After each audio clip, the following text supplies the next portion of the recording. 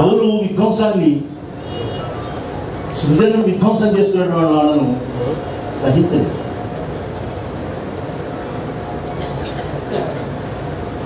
షాజహాన్ కవిత్వం, ఆత్మహత్యల మీద గర్భసేన శ్రీనివాసాచార్య కవిత, మట్టిది నిజంగా అద్భుతమైన కవిత. మీరు విన్నారా కవిత? గొప్ప తాత్వికమైన కవిత. 3 కవితలు ఉన్నాయి గర్భసేన శ్రీనివాసాచార్య మీద. 3 చాలా వైవిధ్యం కలిగినటువంటి. బతుకమ్మ ఒక కవిత ఉంది, మొత్తం ఒక చిత్రం. ఏవి పూలు తెస్తారు, ఇట్లా వేస్తారు, ఊళ్ళో బతుకమ్మ ఎట్లా ఉంది, మొత్తం ఒక చిత్రం. మట్టి ఎంత తాత్వికంగా ఉంటుందో బతుకమ్మ అంతా దృశ్యమానం. దృశ్యమే. అక్కడి నుంచి ఆత్మహత్య అద్భుతం. నిజానికి ఆత్మహత్య చదివిన కవితలు చాలా అరుదైన కవిత్వం. నువ్వు బతకాల్సిన వాడు, నువ్వు ఉండాల్సిన వాడు.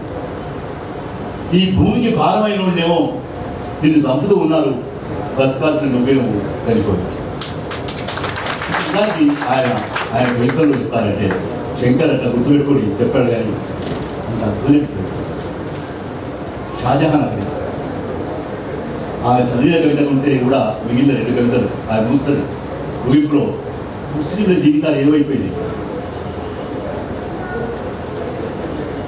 అసలు ముస్లింల జీవితాలు, ముస్లింలు పరాయికరణ గురించి ఆరంభంలో చెప్పారు. ఈ దేశంలో ముస్లింలు పరాయికరింపబడ్డంతగా ఎవరైనా పరాయికరింపబడ్డారు? ఈ హైదరాబాద్ నగరంలో ముస్లింలు పరాయికరింపబడ్డంతగా ఎవరైనా పరాయికరింపబడ్డారా? అసలు మనం చూస్తున్నామా? మూసి ఆవలో ఉండేటువంటి ముస్లింలు ఎట్లా వస్తున్నారు? నేను ఉస్మానియా యూనివర్సిటీలో చదువుకున్నప్పుడు మా ఆర్ట్స్ కాలేజ్ ప్రిన్సిపల్ ముస్లిం, జువాలజీ హెడ్ ప్రిన్సిపల్ ముస్లిం, అన్ని డిపార్ట్మెంట్, సైన్స్ డిపార్ట్మెంట్ హెడ్స్ అందరూ ముస్లిమ్స్. రాను ఇవాళ మూసి ఇవాళ కాలేజీలలో విద్యార్థి ఎవరు ముస్లిం లేరు. లెక్చరర్ సంగతి ప్రిన్సిపల్ సంగతి వదిలిపెట్టాడు. మూసి ఈవల ఉండే ఒక్క కాలేజీలో ముస్లిం విద్యార్థి లేడు. ముస్లిం విద్యార్థులు ఎవరు? చెంచల్గూడ జైల్లో, చెర్లపల్లి జైల్లో 80% మంది ముస్లిం యువకులు. ఇంకేం లేదు వాళ్ళ ఉపాధి. చదువు లేదు, ఉద్యోగం లేదు, పాత బస్తీలో కరెంటు లేదు, నీళ్లు లేవు. ఏమన్నంటే వాడు కరెంటు బిల్లు పెట్టదు అని బదనామం చేయడం మాత్రం. ఈ పరాయికరణ గురించి రాస్తుంది. ఇప్పుడు అక్బర్ ఏం చేస్తున్నాడు? ఇప్పుడు అలావుద్దీన్ ఏం చేస్తున్నాడు? నా పేరు కూడా షాజహానే, కానీ నేను ఇవాళ వరకు తాజ్మహల్ వరకు వెళ్ళడం చూడలేదు.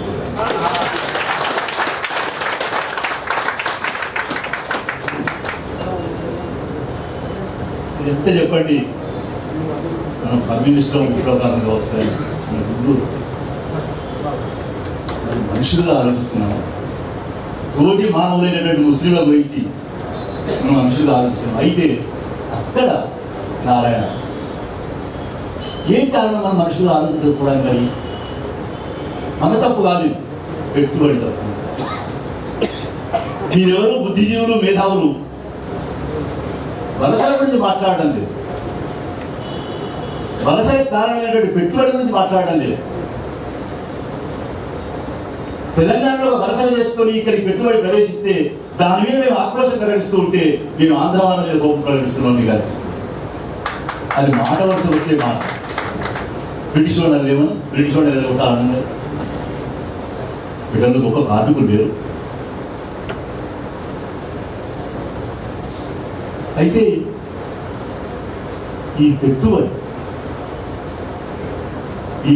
ప్రవేశించి మనను సరుకులుగా మార్చేస్తాం. ఇవాళ మీరు మొత్తం చూడండి, కవిత్వం అంతా కూడా ప్రపంచవ్యాప్తంగా పెట్టుబడికి వ్యతిరేకంగా. ఎందుకంటే పెట్టుబడి మానవ సారాంశాన్ని తీసేస్తుంది.